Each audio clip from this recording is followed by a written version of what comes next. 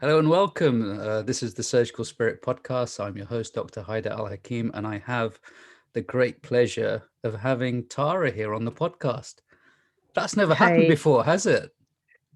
no, it's been a long time coming. Thanks for having me on.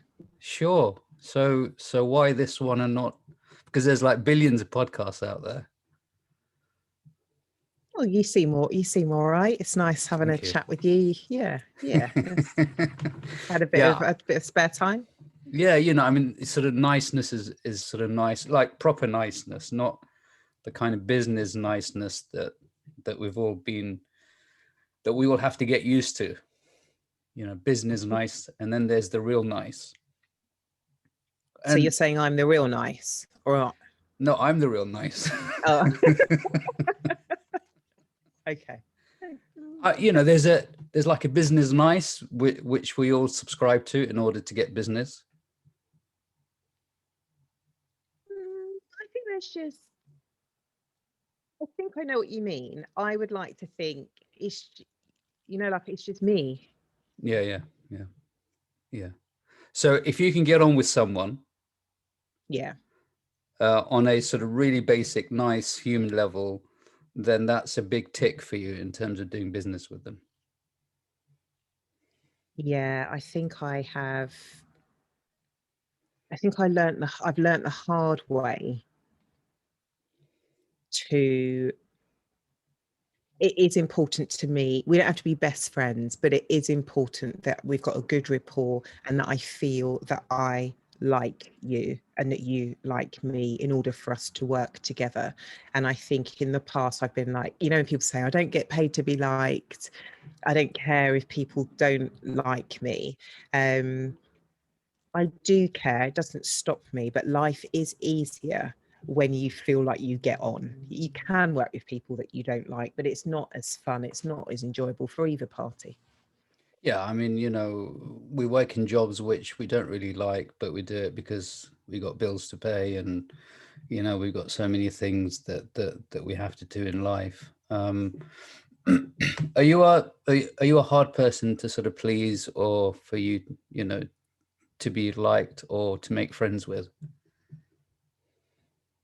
Oh, I think that I always say to my sister, I think I'm the sort of person that's what you see is not what you get. Mm. So in that respect, I think that if you're like my true friend, it's taken quite a long time for me to share. Like, we can be cool, but there's only a few people like I feel like that really know me. And I even know, I think the perception is I am I'm out there, I don't care, like I just share everything. But things that are really important to me, I think I only share that with like my close friends. So I don't know. I think some people may think that. I think I give off a really bad first impression. I don't know why, but I think I can be a little bit standoffish. I don't mean to be. And then as time goes on, I like warm up and people are like, oh, I didn't think you would be like this. And I'm like, yeah, I know I came across a bit like a bit of a cow. I don't know why I do that, but I do. Yeah, we have different defense mechanisms, and I think our defense mechanisms kind of increase as we get older. I think so anyway, because we have been exposed to so much, what's the word, fuckery, I think. What do you think? Yeah, I think I'm trying to work out with people like, are you for me? Am I for you? Um, so it sometimes does take a while for me to warm up. So what was Tara like after finishing, her BA in business and marketing? What was she like? She was super ambitious, and I honestly thought I'd be like headhunted to work for like Coca-Cola or Adidas. I properly wanted to, after my degree, I was like, I want to do marketing. I'm going to work in London. I'm going to work in the city, and I'm going to be it. Yeah. Things changed. What happened? Um, I'm quite a homebody, Mm. and during my, I think I'm trying to my BA, so it was just me. So my mum had passed away before then, so it's just me and my dad. And I think I liked being at home, and I just, yeah, a bit of a homebody. And when I went to university, I went to my local university, so I did want to move, and then I was like, I'll just stay at home. And I'm really glad that I did, because when I was doing my degree, my dad passed away, so I'm really glad I didn't live in a different place. And I think that I started dating my boyfriend, who is now my husband. We've been together for 21 years. But I met Mark and just had like my friends, and just I quite like where I lived. I'm still very ambitious, but those opportunities are not where I am. I'm trying to think, I can't remember what my first job is. I think I went to go and work at a barrister's chambers. I kind of loved it, but I hated the person. But I still had that ambition. But I did think I'd want to stay where I know. So I think I wasn't ambitious to leave. I wanted an ambitious career, but I wasn't very adventurous. My sister is adventurous. One of my sisters is, but I am a homebody. Older sister, younger sister? Was there sort of a Middle. lot of middle? Yeah, yeah. So there was that sense of competition there for you. No, only in the fact that there's like no competition, because Sue's like there. Okay. It's just, there's no competition. She's on a different level, in a good way, like above me. And I always say to her, like, Suze, it goes over my head. Yeah. I'm happy with where I am. And where was your biggest break? What was your biggest break after qualifying? Like you felt that you got there. Yeah, so my biggest break, I used to work in a company called Exchanging, and that administered, that's really boring, administered insurance documents. But I used to work at McDonald's, and during McDonald's, I applied for this job and I got it. And the lady that interviewed me had also worked at McDonald's. So we kind of had this, we understood. And in 6 months, I went from I was the assistant logistics manager. I went from being the logistics manager, and I was managing a site in Chatham, Folkestone, London, Leadenhall Street, and Delhi. And I did think, I've made it. Like, I've made it. I absolutely loved that job. But yeah, when that was kind of like my first, oh no, I suppose I was a manager at McDonald's, but I implemented this new dashboard. It got rolled out across the company, and just as I got pregnant, they asked me to go to Delhi to work. And I say just got pregnant, I found out I was pregnant, and I was about 4 months. And I remember I didn't go, and I remember thinking, oh, I love that job. I absolutely loved it. What was it about the job that you loved? I like the responsibility. I like managing people, although it was really hard. And I like that I could see that I was progressing.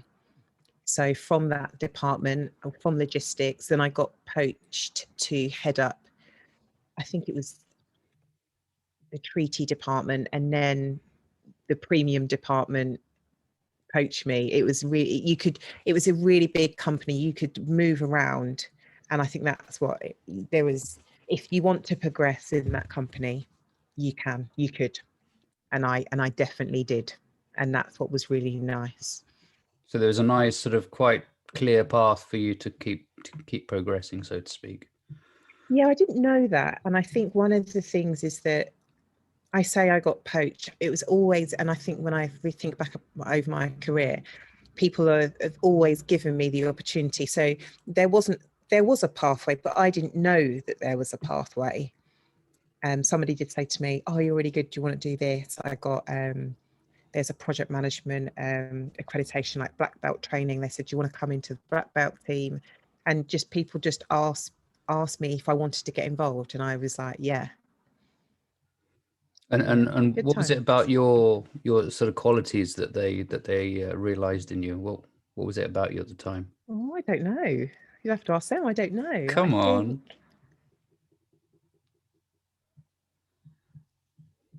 I would like to think that I just like to be involved in things. So as an example, there's lots of committees, and they were looking for somebody to be on the business continuity committee, which does sound like yawn, boring, like, and I was like, I'll do it. And it was actually really interesting in regards to what would happen if there was a terrorist attack, which we've faced. What would happen if there was a flood? What would happen if even just people like forgot the keys and couldn't open up? So we're part of the London insurance market. So it's really, really important. So I think I was the person that, like, I'm not a yes person, but I do say yes to opportunities. And I think that's what people saw. So they would ask me, whereas most people would, a lot of people, and there's nothing wrong with this, just want to do their job and go home. I'm still not like that. I want to know as much as I can about something. Mm-hmm. Yeah. Obviously, that sort of opens you to the risk of overworking and burning out and getting overstressed about things. So Or do you disagree? I mean, it does, but I've never been close to burnout ever. I do get stressed, but not like nothing that I just can't handle. So like if I have a stressful day, I'll like go home, have a bath, early night, and I can just pick myself up. Or I've got a coach. I'm a big fan of coaches. I've got a therapist. So if things feel really, if I've got a particular problem, it feels like I can't, like you kind of talk to yourself and you end up in a loop. I'm quite good at, I can be like, Caroline, like it's not urgent, but I need to talk to you. I've got a health coach who's now my life coach. So have business coaches, I've got mentors. So if I feel like I can't sort it out, I will go to people. So I am lucky. I've never been close to burnout. No. And when did you realize the importance of having a coach? When did that sort of strike you? So when I worked at a university, it was my friend Ali, who's been my best friend since I was 6. She would talk about this guy, and she said to me, I don't really like him, but I really respect him. He's really good at his job and he's teaching me. He's my mentor. So I remember thinking, oh, I want to get a mentor. Like, I honestly thought, who do I not really like, but I really respect? And this guy called Tim D came to mind. So I Googled like, what is a mentor? How do you be like a good mentee? And then I approached him and said, will you be my mentor? And he was very instrumental. If it wasn't for him, I wouldn't have done my MBA. So when I worked at university, so how old was I? I don't even, like early 20s. And then from there, somebody said you might outgrow your mentor. Then I worked with Peter, and then I was in a meeting, and it was scheduled for an hour, but the meeting was over in about 20 minutes. Everyone seemed to know what they were doing. Everyone was happy, and I was a bit like, I want to learn how to chair a meeting like this. Then I asked who was the time that acting pro vice chancellor, said, would you be my mentor? And he was like, no one's ever asked me to be that. And then so he was my mentor. And then I ended up, serendipitously, is that the word? I ended up going to India. I went to work there. I got to go to Mangalore. So in my previous job, I just missed out because I was pregnant, but I ended up going there. So I think quite early on, it was my friend who introduced me. And then once I started to have a little bit of extra cash, then it's nice being able to speak to people in your organisation. University is a big place, but sometimes you want to be able to talk to somebody, like that's not in your organization at all. And then that's why I started to pay, and I have done ever since. I've had coaches that I've been to Canada, I've been to California. Like it's a trip, but I will go. I will try to afford the best that within my budget. So I think it's really, really important. I want to progress. And I don't, like I say, like, I'm getting old, but I'm still young. I'm running a business. I'm a mum, I'm a wife, and I think I just want to be the best that I can be. Yeah. And what was it like working in India, coming from the UK? So somebody said to me, everyone will stare at you. And if that person hadn't have said that to me, I think I would have cried, because somebody nearly crashed there, like these little, like it's like a tush tush car. Everybody did. It was so surreal, and it was quite uncomfortable. But and I had my hair in braids, people kept touching my hair. Wow. Which was a bit annoying. But I did. But it was when I went with Peter, a guy called Peter's White. So I went to tip somebody, and they were like, no, that's too much money. It was like about £5. And you saw, like, the real extremes of wealth and poverty within quite a small radius. But it was an amazing experience. We went there because we were building a stem cell laboratory, and Peter said, I don't know how he managed. I mean, it's just the university life. He was like, you know what? I think we should go to India. Like, we were working with a guy called Anand Shetty. And we did this little tour, but it was amazing, and I felt so lucky. And it broadened my where I say I'm quite a homebody. It broadened my eyes, and I just thought, Tara, you need to travel. Yeah. I mean, what was it about India that was just so mind-boggling? I live in Kent, in Whitstable, which is like a seaside town. It's lovely, but there's not much going on. Mangalore is like vibrant, like it smells like, it's like, without being rude, it's like chaos, but like orderly chaos. Yeah, it's alive. Yeah. So it was just like, I just never experienced anything like that. I've never been abroad to work. So I was like a little kid. I was just like, oh, this is just amazing. Like, this is just amazing. And I had to present. I was there to represent the university. So I was really, really nervous. And I was really worried that, would they be able to understand my accent? Would I make the university look really crap? And I did it, and I enjoyed it. So I think it was just all of those things, and doing it with Peter, like, we could not be more different. And we just talked the whole time.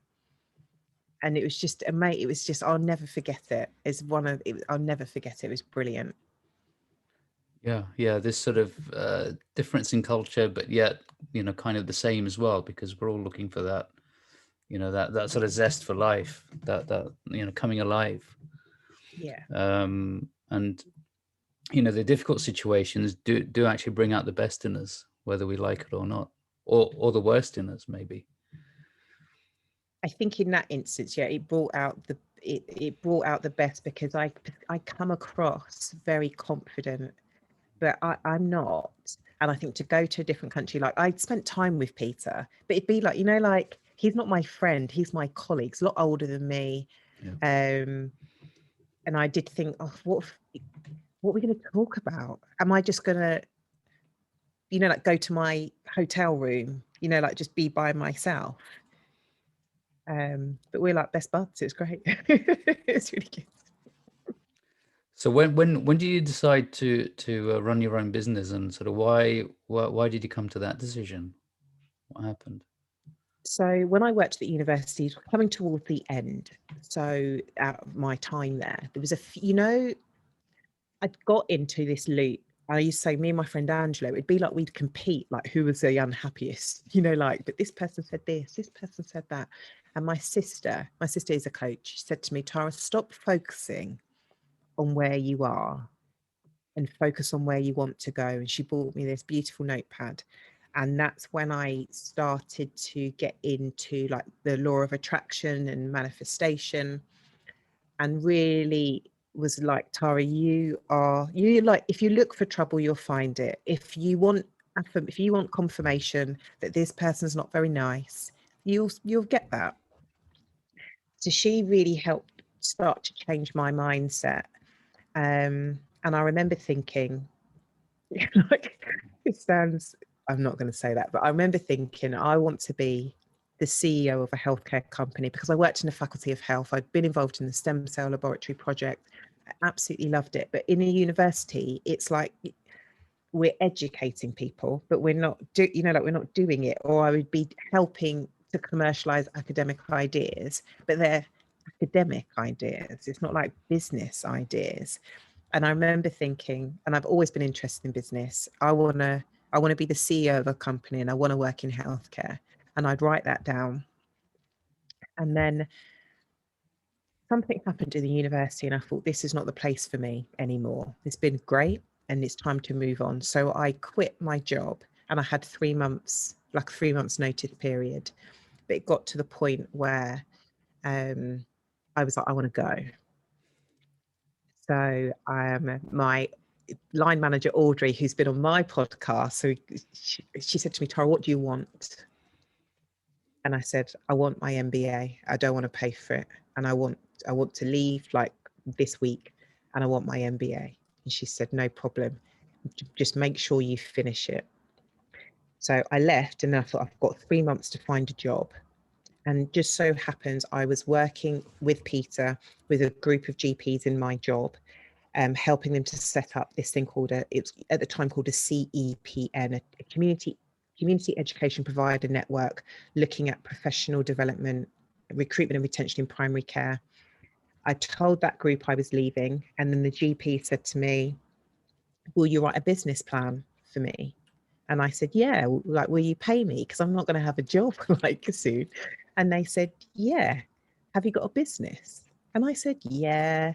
And then I went home and thought, like, like, how do you start a business? So, and I said to my sister, I need a business to be able, but I need a business to be able to work with these GPs. What should I call it? And she said, Tara, don't waste time on trying to think of a name. Just call it Tara Humphrey Consulting. If Calvin Klein can call it Calvin Klein, you can call it Tara Humphrey. And then I set up a business, and then 6 years later, I've still got one. So it was just word of mouth. I helped set up 7 networks, 7 CPNs. I went on to work with 11. And then a guy called Ben Gowland said to me, I listened to his podcast, and I messaged him and said, I love your podcast. And then he met with me, and we just kept in touch every so often. And he said to me, what do you do again? I said, project management. He said, have you ever worked with a GP federation? And I said, no. He said, have you ever delivered a service? I said, no. And he said, oh, can you come and help me? I was like, I don't know what I'm doing. And he said, oh, you'll be fine. I said, how long is the contract? And he was like, it's 19 days to set up a frailty service over 42 practices.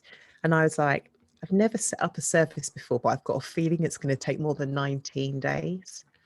And he said, don't worry about that. Just say that you can do it, and then we'll work it out. And then I ended up there for 18 months. He turned into a really, really good friend. And he introduced me to primary care networks, and that's where I am now. Would you go back to the university setting with the experiences that you've had? Yeah. I would like to be I wouldn't necessarily like to be a lecturer from a marking perspective, but I would like to dovetail the academics with real life business, with what happens. So I love doing my MBA, But now I know how to write an academic business plan. You don't need an academic business plan in real life. It's like, how can you take that and tweak it and take the stuff and show people and tell people, just, this is my experience. It was excellent, but sometimes there's a gap, and it's okay that there's a gap because it's different. But I would like, from a business perspective, to be one of those people that come in from industry and, do a workshop and share their experiences. Mm-hmm. And with the current situation of COVID, how has that changed your work, and sort of how you think project management will change as well over the years? So COVID has affected my business, but not in. So from a sales perspective, we're down on our sales to where we were last year, but at the same time, our team has grown. So it's not, it's okay, it's okay. I got COVID. I was off work for around about 4.5 weeks. I've got a small business, so we provide project management to interim network management to primary care networks. We also do training and coaching with clinical directors and primary care network managers. I'm the face of the business. I do the delivery of the business, and never thought I would be able to take 4 weeks off. I'd have been like, no way, like this business would not survive. And how COVID has changed my thinking is actually this business did survive. I think I even won a client when I wasn't even there. So I do have a team, and they can deliver. I think one contract got put on hold and the rest continued on. So it's made me think a little bit bigger, in that actually I can run, I've been doing this for 6 years, and I think sometimes it can be so self-deprecating, like, oh, I don't know what I'm doing. It just happened. But actually it didn't just happen, and that I worked really hard at it, and that we've built a foundation that actually I can take 4 weeks off. I can take time off. Next time I take 4 weeks off, it's not, I don't want to be because I'm ill. I'm doing Everest Base Camp. I'm climbing Everest Base Camp in November. That's the whole trip is 2.5 weeks, but I'll be out of the business maybe 3. Whereas before, I'd have been like, oh God, I've got to do so much preparation to be able to make this happen. Whereas now I'm like, I don't have to. So it's made me think, it's made me just like, okay, this is, if COVID had never have happened, if I'd never have got COVID, I would be, is it nose to the grindstone all the time. So that's been really good. And I think project management, I think what's really been nice is that part of my job, I love to travel. And I think the reason why my business has been able to thrive outside of my immediate area is because I like to travel. But it actually has been nice being able to deliver this stuff online. No one's batted an eyelid. It's absolutely fine. I can't wait to go and see the clients, but I don't need to be there all of the time. So I think project management, people still need, even though we do project management, when people hire me, they're not saying I need a project manager ever. They're just saying I need help to deliver X, Y, and Z. So people will always want help. And now they know that it can happen virtually. As long as we've got the internet and the phone, I can deliver the job. And that's, I want the best of both worlds. I don't just want this Zoom life. Definitely not. So we don't really need that physical presence, you think, or is that beneficial? It is beneficial. Yeah. You don't need it all of the time. Yeah. I think where we work across multiple practices, building relationships, that is harder. So one of my clients is 8 practices. I am fortunate because I knew them in a slightly different capacity, but building those relationships virtually, and I work with people that that they really struggle. So the physical being physically in the same place as someone is really, really important. Yeah. I would not want to, I don't want to have a virtual business. Yeah. But if on the days where I don't know, like I'll check the travel, and if I can see, like the M25, there's an accident, I can say, do you know what? Can we meet online? Yeah. And yeah. that be okay, and not be seen to be like, oh, Tara can't make it. Yeah. Yeah. Yeah. Yeah. I mean, I think the situation has necessitated the need for this virtual existence, but in an ideal world, it'd be nice to sort of get together and have a pint or whatever, and just do the human things that we've done for so long. Definitely. We're organising like in-person team meeting to work virtually, so I can't wait for that. And we run a scheme called the Business of Healthcare Scholarship, and this year it will be in person. So yeah, I can't wait to have a party. Yeah, absolutely. Now, you mentioned the word manifestation. I mean, how does that work with business and business strategy? What do you mean by that?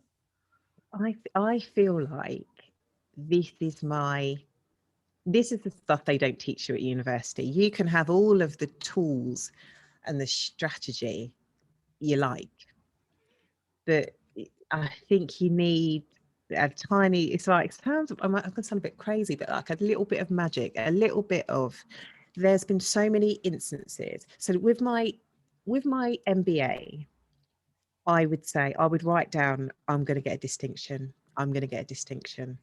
When I get the call that I've got a distinction, I'm going to be so happy. I'm going to run around the garden and be so happy. And I had a vision board, and I had a little graduation cap on there, and it had passed with distinction.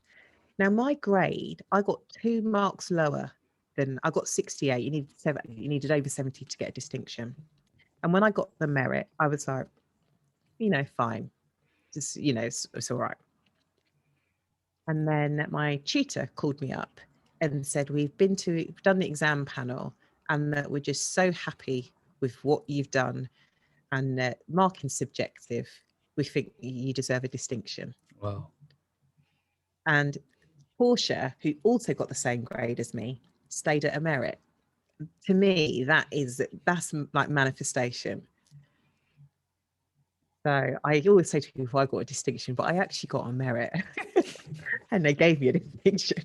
But I think that if I hadn't of visualized that, if I hadn't really, and then I was like, I can't believe, I remember putting down the phone being like, I knew it. And I think some days I like go to bed, and like the last thing I think when I fall asleep, I'm like, I'm going to get a client tomorrow. I know I'm going to get a client. Like I just know it. And I remember somebody messaged me on LinkedIn to Chapel Medical Practice, was like, I've been watching you for ages. I would love you to come in and help our practice. And that was probably the quickest transaction. Like usually it's like, there's this long courtship. It was like, I think he'd messaged me at like 5 o'clock in the morning, at 11 o'clock he'd signed a contract. And I think there's been so many times where I've been like, I've got a feeling today is going to be an exceptionally good day. Like there's no reason. And you can kind of, you can trick yourself. And when things aren't going my way, I can think, if you say, people say you get out of the bed of the wrong way. If you got out the bed of the wrong way today. And I think sometimes I have got out the bed the wrong way, and I'm like, no, don't let this one thing derail your whole day. And I'm very conscious of the words that I use.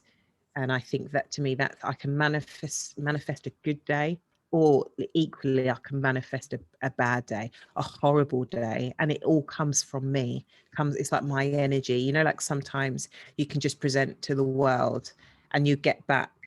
When people really like honk, like the other day, somebody really honked their car horn at me and was like swearing at me, like really like ridiculous, like really uncalled for. And I was a bit like, you're having a really bad day. This is nothing to do with me. Like, I am not going to then be in a mood myself, get in my office, and make everybody's life a misery because somebody was rude to me. And I think that is being able to manifest, being able to look at a bad situation and think, do I want to be part of this or not? Or being able to be like, no, I'm going to make today a good day. I mean, that takes quite a lot of self-awareness to be in that situation, I think. It takes a lot of discipline. Yeah, maybe. I think for where I said to you when I worked at the university, when I left the university, and I would compete with Angela to be like, who is the most unhappy? That was when it's like, why am I doing this? This is ridiculous. I'm bringing everybody else down. I'm unhappy. So I could either choose, and when things don't go my way, and things don't go my way all the time, but I can just think, well, that was yesterday, and now today's today. Like, move on. Yeah. No, you're absolutely right, because it does take a constant practice, a daily practice, so to speak. It takes more energy, I think, to be negative. Really, And right.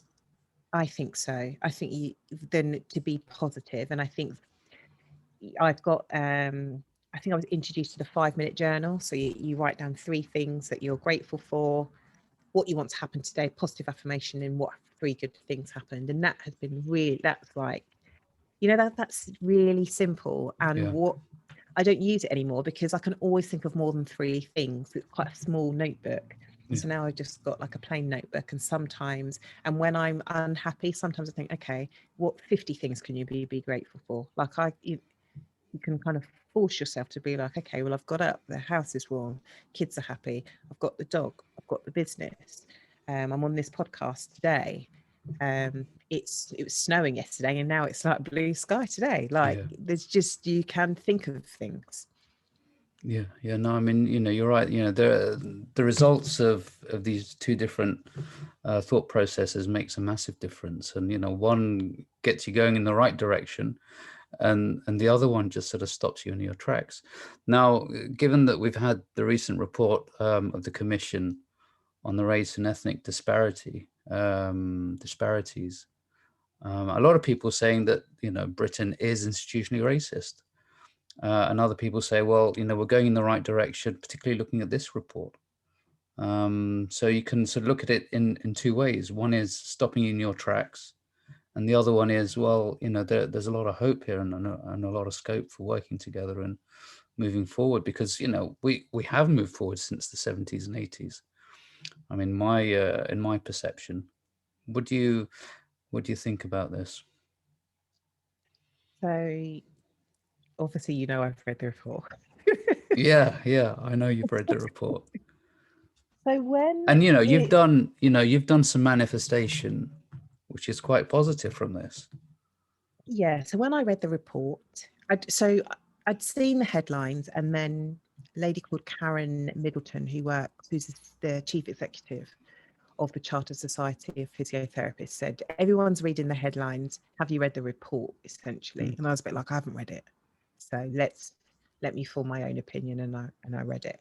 Some things I thought in the report, I think there was something like, the NHS is, outstanding or doing really, really well in having lots of ethnic minorities in top leadership positions. I just think, really interesting. And I things like that. I just think I think that's wrong. I think that's false. I do not think that. But there were other things in that report that did make me think, okay, we are moving forwards. But ultimately, I thought, what can I do? I can read this report and go on social and say all the things that are wrong with it. That's not going to change it. It's not. I don't know what that's going to achieve. They're not going to say, well done, Tara, I'm going to redact that bit. And I did think, well, what can I do? And I just thought, well, there are things that I can do. there are things that I can choose to do as a small business, as a normal person. So I was inspired to want to do more from that report and other reports versus think negatively about it. I do think it's an expensive report. I could imagine the amount of people that wrote that. And just at the end of it, it's like, I could have written, well, I wouldn't have written that because I wouldn't have done. But so I did think it's inspired me to act. I feel very motivated. And I think we've got a long way to go. It is really sad that we have to have these conversations. And sometimes I think, am I naive? So for your people listening to me, I'm Black. I run my own business. I feel free. I feel like in my jobs, when I left the university, one of the reasons why I left the university is because they said, we've got a real big intake from South East London. You've only got to look at the place. And I was standing behind this person. And I remember thinking in that moment, this isn't the place for me, because it was said in a tone that was like, look at the place, there's loads of Black people and this is not good. And I remember and I was quite upset. And I remember saying, I'm never going to let myself get upset. I'm never going to quit. After I had quit, I did think, this may happen again. You don't quit. Don't be upset. There are ignorant, racist people in this world. You can't run away from all of them. And so I do think, actually, Tara, step forward. You can speak up. So that, and we've got a pledge. We've got the Business of Healthcare Scholarship. Last year, we donated 10K towards the initiative. We gave cash grants to help people invest in CPD. We set up a mentorship program, and we'll do the mentorship program again. So it's made me think, God, if I'm just one person with a teeny tiny business, let me show you what somebody like me can do. So it's inspiring me to act. And what have you learned from this scholarship that you've created? That just one person can actually make a difference. Sounds really cheesy, but we helped 17 people. Those 17 people manage services with thousands and thousands of people, hundreds of staff. And it's this was one of the ideas that I just woke up one day and was like, we're going to do this. And then literally the next week, it was up and running. So it's made me think, Tara, have a bit more confidence in yourself. You can do these things. I've got this bee in my bonnet sometimes, I'm just a small company. What difference can I make? Who's going to listen to me? And then the other side of me, it's it doesn't matter. Just do it because you want to do it. And every time I do the things I want to do, I always get a positive result from it. So I think it's given me more confidence to just do more of it. Yeah. And in terms of the podcast, what got you started in terms of the podcast? What was it? So our podcast is called The Business of Healthcare, and this stems back to my MBA. As part of my dissertation, I don't know what, I was choosing to explore what GPs thought about the 5-year forward view. And throughout my conversation, you set up your interviews, I think one of the questions was, do you think you run a business? Do you consider yourself an entrepreneur? Because everybody I spoke to did multiple things, and all of them said no. And I thought, that's really interesting that you do multiple things. At the time, if I want you to come to a meeting, we've got to pay you. So your time is rightly so worth money. But you don't consider it to be a business. And I just kept thinking, the business of healthcare. And I just thought that was really interesting. And then at the time, I thought, well, I want to work in the business of healthcare, but how do I get in? I'm not a GP. I'm not a nurse. I'm not even a manager in the system. So how do you get to find out without subscribing to the HSJ? which is not like the most, you know, like it's informative, but it's not. Can something be informative without being interesting? Do you know what I mean when I say that? Do you know what I mean? It's like dry. And I thought, if I want to find out about Richard Branson, or I can easily find that on Google. Where do you go to learn about the business of healthcare? I love podcasts. There's a podcast called The School of Greatness. And I thought, I'm going to set up a podcast called The Business of Healthcare. And it's going to be like the School of Greatness. And I'm going to invite healthcare leaders and entrepreneurs to come and tell me all about their business and all about their life. And then I set it up. And who was your first guest on there? I think it was a guy called Gary Hughes. He's a practice manager. Yeah, I think I reached out to Gary and was like, would you come on my podcast? And now like we're really good friends. He was like, yeah, I've got Fazana Hussein was GP of the year. I've got a few big ones coming up. But yeah, it's just really, it's grown. Like nobody listened in this, you know, like what it's like. Yeah, No yeah. one listens initially. You sound really, you like go, it sounds not very good. And you just keep going. We're on 120 episodes now. Wow. And which episode was like the worst episode that you thought, this is an absolute disaster? Apart from my one, of course. I can't say, but when the interview is really short. And the other day, actually, so I like to do a pre-meet with people. Lots of people just, you know, you don't know the person, you just meet and you record. But I like to meet people. And what's interesting is I meet people and they're so good. And then you book the interview and they're different. They try to be, you know, like more professional. Yeah. And I'm just like, why are you not your cheeky fun self like how you were when it wasn't being recorded? So I do have quite a few of those, but then that's my job as the host, to bring that out of them. Yeah, I mean, likewise. Yeah, I mean, likewise, it is a bit difficult, and I guess we have a certain persona or a certain personality that we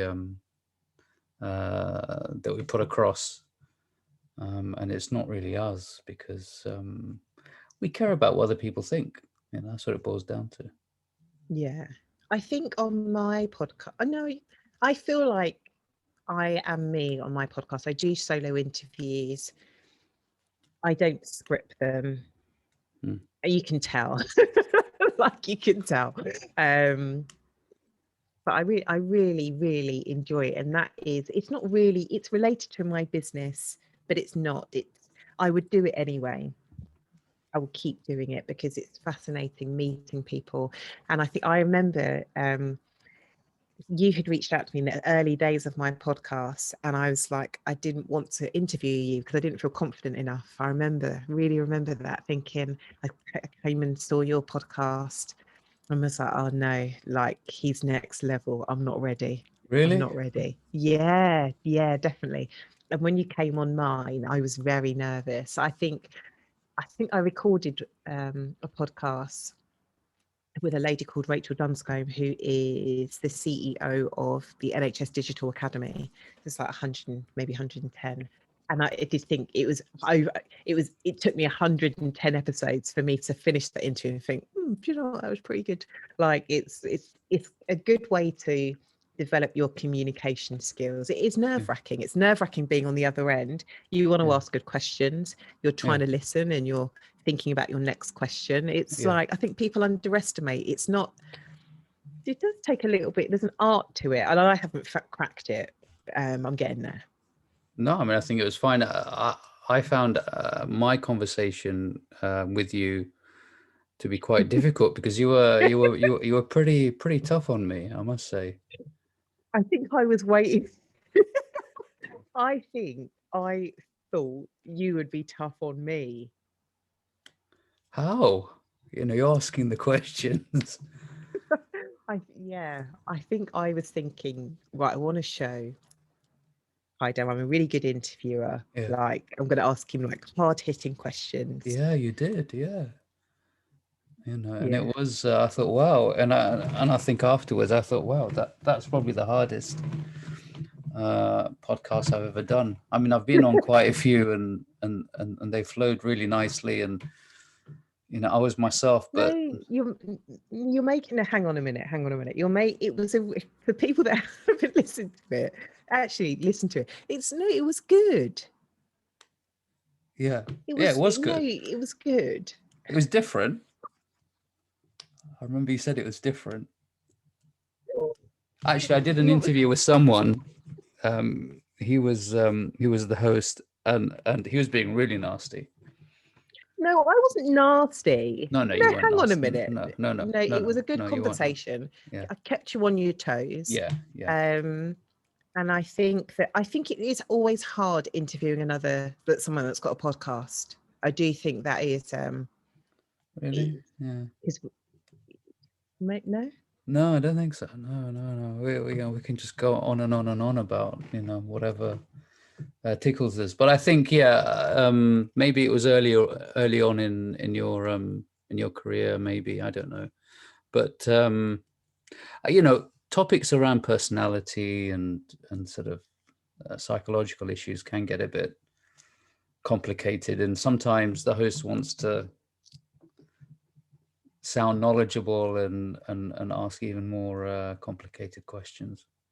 Maybe that was the thing. I'll have to go and have a listen again. See what it's about. You do that. Yeah, maybe. So who was I mean, you mentioned the School of Greatness. You like listening to that because they do have lots of very interesting guests on there. But what other podcasts are you really a fan of apart from that? What I listen to loads. One sec. So I listen to. Which one do you never miss? I listen to Ed Milet, and he's they're all businessy ones. So he brings on entrepreneurs. I really, really like that one. I listen to the Gary V audio experience. I listen to the Michelle Obama. I listen, to School of Greatness. I love listening to the Peter Crouch podcast. That's really, really funny. Oh, really? Oh, wow. Yeah. I listen to Pharmacist Diaries with Anisha Patel. I listen to a podcast called Stacking Your Team, which I really, really like. She's based in Canada, and she used to run like a Fortune 500 company. So she's really good with like team issues. That's really, really good. I listen to the Power Hour. I listen to loads of productivity. Listen to my sister's one. I listen to a podcast called On Purpose with Jay Shetty. What's your sister's one called? The Limitless Life Experience. Who started the podcast first, you or her? Oh, I don't know, actually. Oh. I really don't know. I think she may have started hers before, but then she had a big break. Whereas I've just kept going. Yeah. And do you think people generally underestimate you?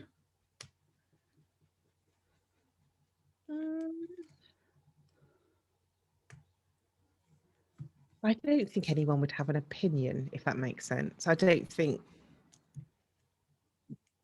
Yeah, I don't think people. No, I say no, but I generally don't think people would have any opinion. Okay. So it's a level playing field, and you just go in there. This is who I am, and then likeness and can I get on with them? Vibes straight away.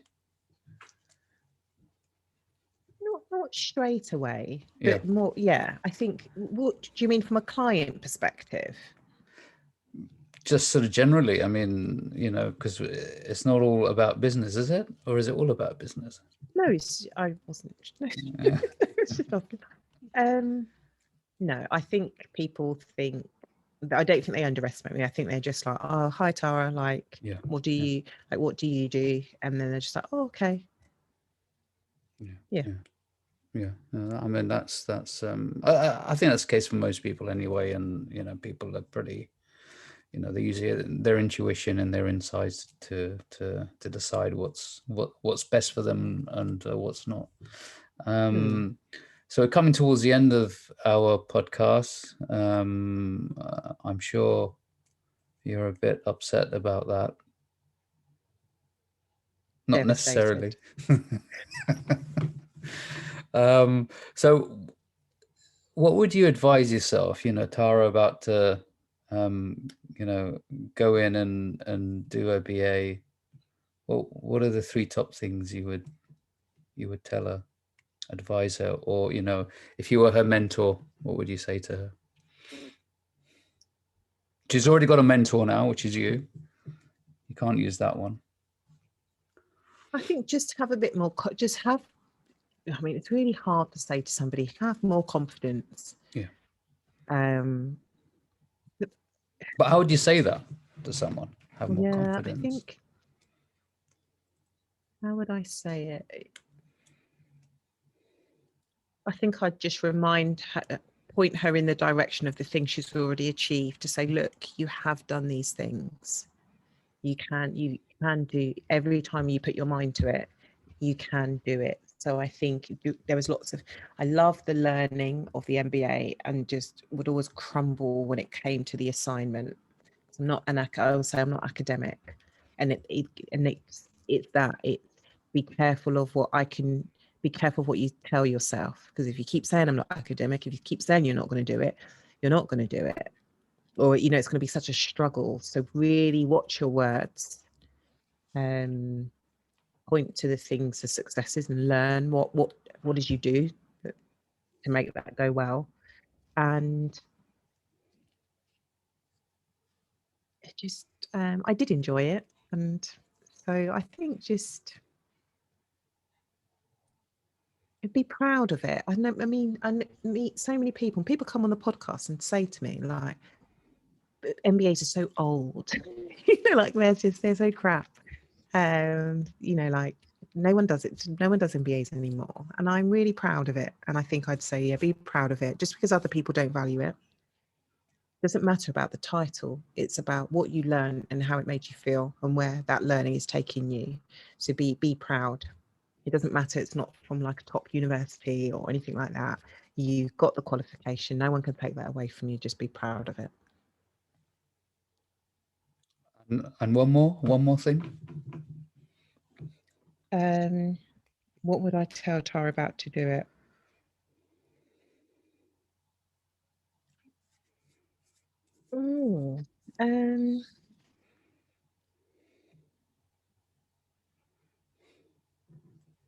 You're going to have to really edit this bit out. I don't know.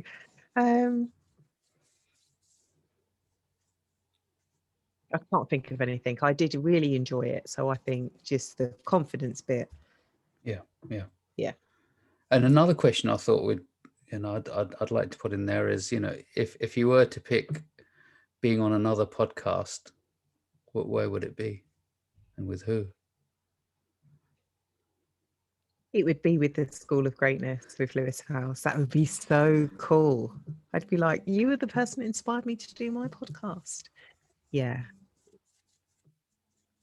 And there'll be some interesting stories on there, I'm sure.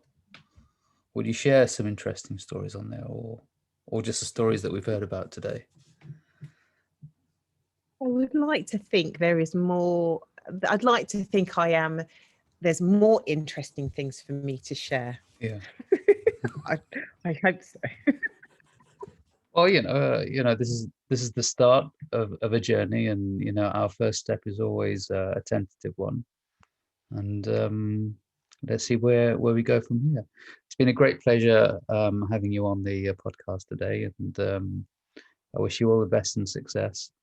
What's the best way of people contacting you? You can find me on social. I hang out on LinkedIn quite a lot, so you can look for Tara Humphrey, and on Twitter you can, if you look for THC Primary Care, you'll find me. Lovely. It's been a pleasure, Tara. Cool. Thank you.